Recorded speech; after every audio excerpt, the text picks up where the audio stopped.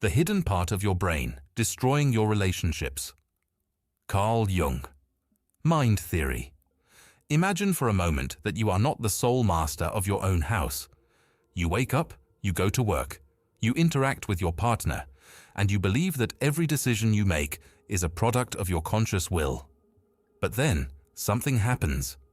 You find yourself in the middle of a heated argument over something trivial, perhaps a dish left in the sink, or a misinterpreted tone of voice. Suddenly, a version of you that you don't recognize takes the wheel. You say things you don't mean. You feel a level of rage that seems disproportionate to the situation, and you watch, almost like a helpless spectator, as your relationship takes another blow.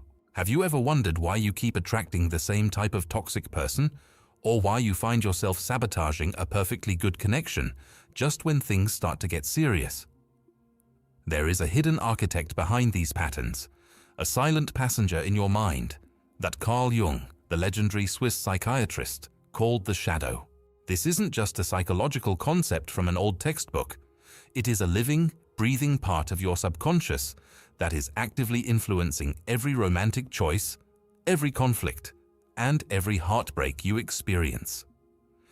If you feel like your relationships are stuck in a repetitive loop of misunderstanding and pain, it's because a part of your brain you've spent your whole life trying to ignore is actually running the show.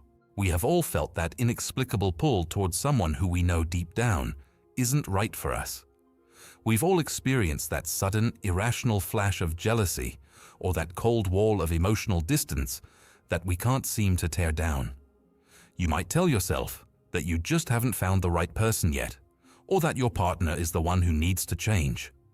But if you look closely at your history, you'll notice the same themes appearing over and over again, regardless of who you are with. It's like being an actor in a play where the supporting cast changes, but the script remains the same.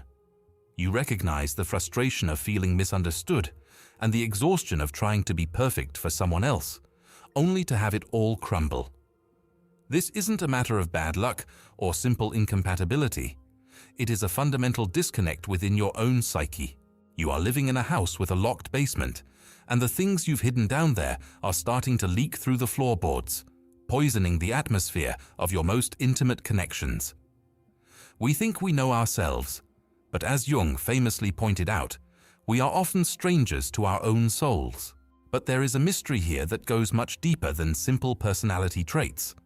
Why is it that the very things we find most irritating in our partners are often the things we refuse to see in ourselves? Why does the mind hide these parts of us so effectively that we would rather destroy a relationship than face the truth? There is a hidden mechanism at work, a psychological sleight of hand that happens in the blink of an eye. This conflict isn't just about communication styles or love languages. It's a battle between the person you pretend to be and the person you actually are. This mystery is the key to why so many of us feel lonely, even when we are lying next to someone we love. We are trying to connect with another person while being disconnected from our own core. And here is the question that should haunt you. If you don't even know the hidden parts of your own mind, who exactly is it that your partner is falling in love with? Are they in love with you, or are they in love with a mask that is destined to slip? To understand how this hidden part of your brain is destroying your relationships, we have to go back to the beginning of your life. According to Carl Jung, every human being is born with a vast potential for all kinds of behaviors, both good and bad. But as we grow up, we quickly learn that certain parts of ourselves are acceptable to society, our parents, and our peers, while other parts are not. If you were told as a child that crying is a sign of weakness, you learn to bury your vulnerability. If you were told that being assertive was being bossy, you learn to bury your power. These rejected traits don't just disappear, they are pushed into the shadow. Jung described the shadow as everything about ourselves that we would rather not admit we possess. It is the repository of our suppressed desires, our darker impulses, and our unexpressed emotions. While we spend all our energy polishing our persona, the social mask we wear to be liked and accepted, the shadow grows in the darkness, fueled by the very energy we use to keep it hidden. But there is something even more profound happening beneath the surface of your daily interactions. You see, the shadow cannot stay hidden forever. It demands to be seen. Since we refuse to look at it directly in ourselves, the brain finds a clever way to process it: projection. This is the psychological phenomenon where we project our own hidden traits onto the people around us. In relationships, this is devastating.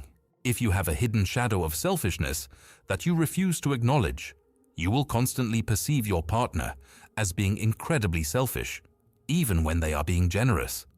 You will react to their minor mistakes with extreme intensity because you are actually reacting to the unacknowledged part of yourself.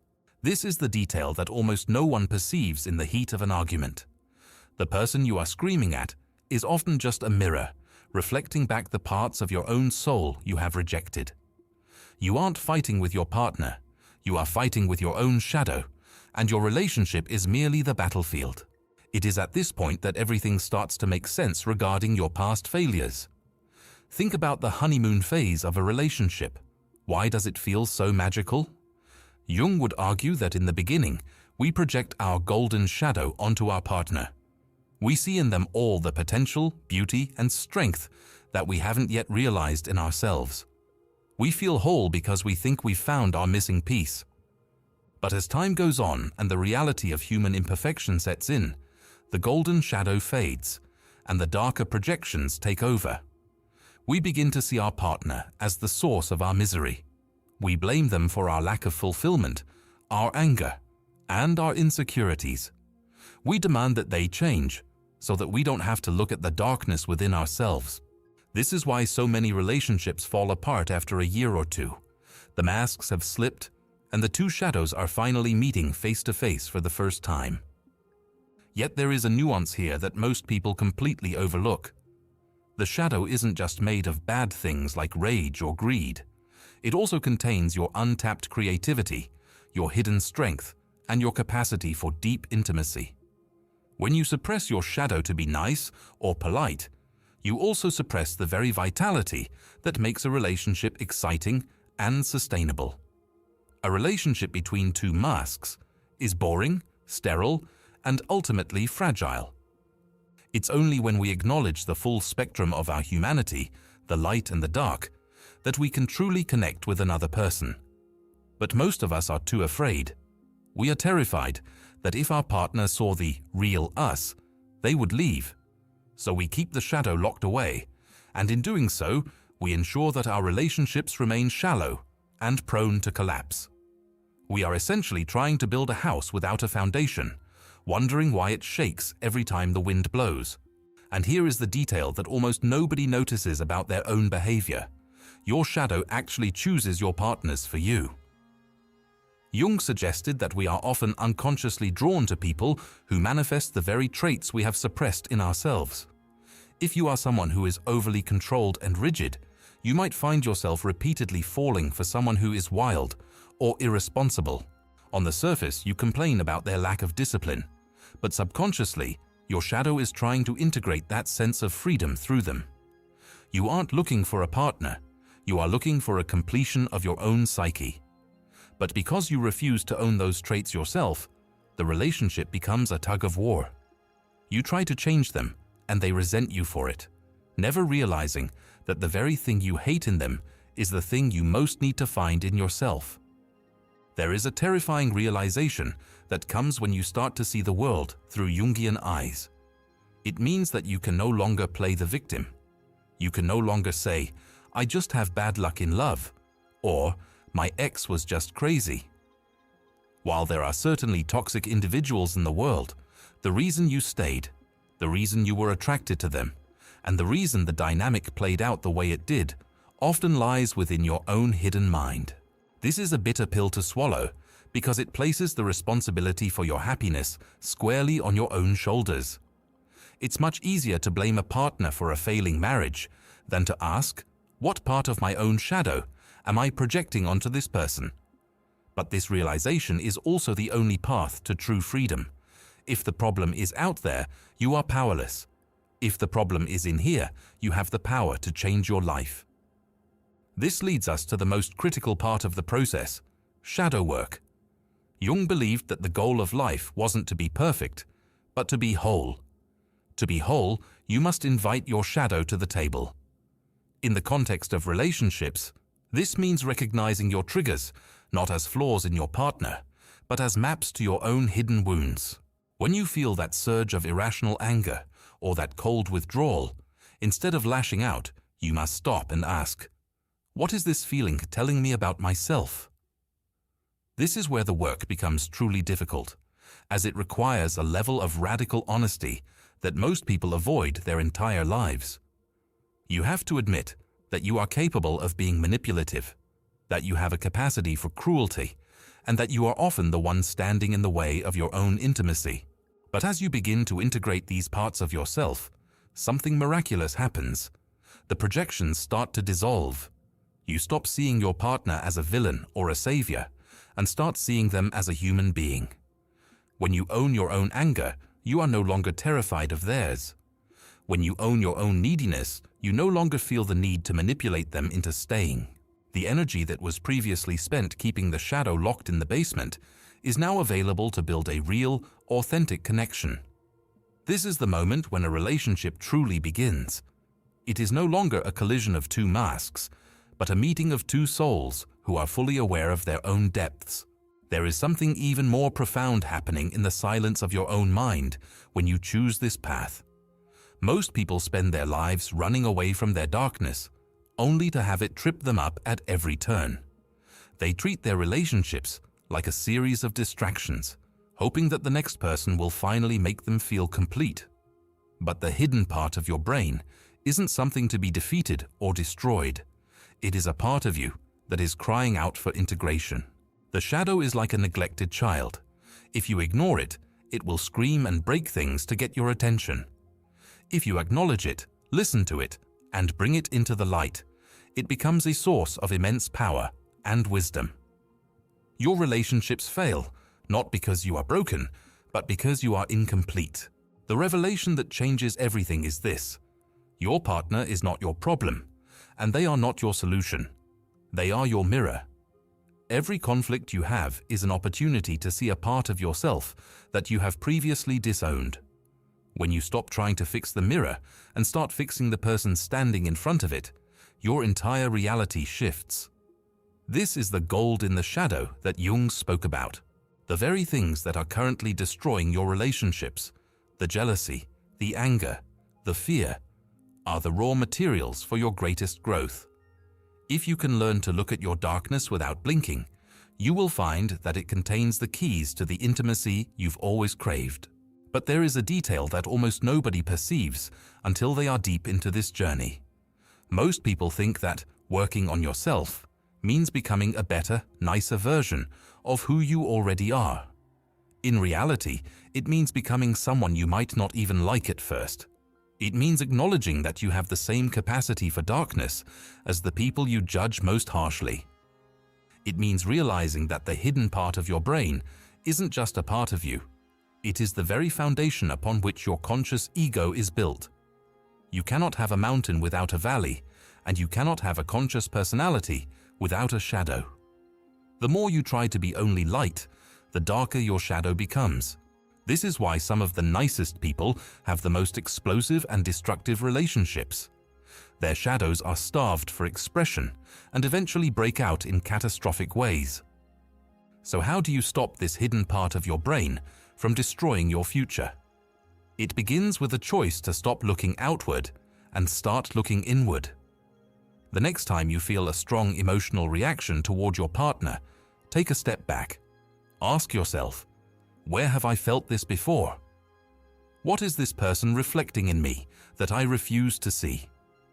This isn't about blaming yourself, it's about becoming curious. It's about exploring the basement of your mind with a flashlight instead of keeping the door bolted shut. As Jung said, until you make the unconscious conscious, it will direct your life and you will call it fate. Most people are living out a fate of failed relationships and lonely nights, never realizing they hold the pen that is writing the story. This journey is not for the faint of heart. It is much easier to stay in the cycle of blame and projection.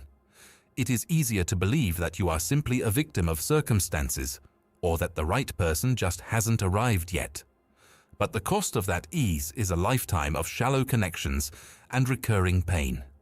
The alternative is to face the monster in the mirror, to realize that the hidden part of your brain is only destroying your relationships because it is trying to get you to wake up. It is forcing you to confront the parts of yourself that need healing so that you can finally be capable of true love. True intimacy is not the meeting of two perfect people. It is the union of two people who have the courage to show each other their shadows and say, "I see you, and I am not afraid." As we reach the end of this exploration, it's worth reflecting on the state of your own heart. Think back to the most painful moment in your last relationship. Think of the words that were said, the doors that were slammed, and the silence that followed. Now ask yourself, was that really about the other person? Or was it the sound of your own shadow crying out to be heard? We spend so much of our lives trying to be someone else, trying to fit into a mold that society or our partners expect of us. We bury our truth, our passion, and our complexity in a desperate attempt to be loved. But you cannot be loved if you are not truly there. If you are only showing your mask, then it is only the mask that is being loved, leaving the real you more isolated than ever. The true tragedy of the human condition is not that we have a dark side, but that we are so terrified of it that we let it run our lives from the shadows. Your relationships are the most powerful laboratory for the soul. They are the places where our deepest wounds and our greatest potentials come to light.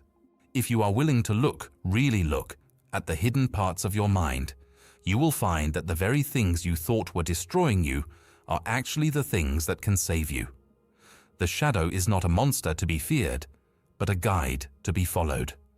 It leads you back to your own wholeness, back to your own power, and ultimately back to a version of love that is not based on need or projection, but on the profound recognition of another human being in all their messy, beautiful complexity.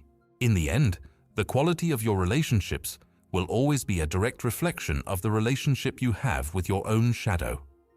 You cannot love another person more than you love the hidden parts of yourself.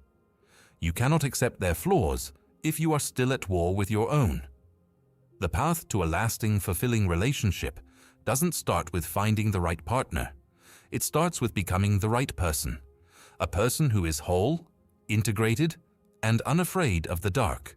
Carl Jung gave us the map, but we are the ones who must walk the path. The basement of your mind is not a place of horror, but a place of hidden treasure. If you have the courage to unlock the door, you might just find that the very thing you thought was destroying your life is the one thing that can finally make it complete. Reflect on this. What part of your own shadow are you refusing to love today? And how is that refusal showing up in the eyes of the person you love? The answer to that question is the beginning of your transformation. Don't turn away from the darkness. It is where the light of true connection is waiting to be found. Your relationships are not failing because of who your partner is, but because of who you are refusing to be. It is time to stop running and start looking. Your shadow is not your enemy. It is the silent partner waiting to be brought into the light of your awareness. Only then, when you are truly whole, can you truly love.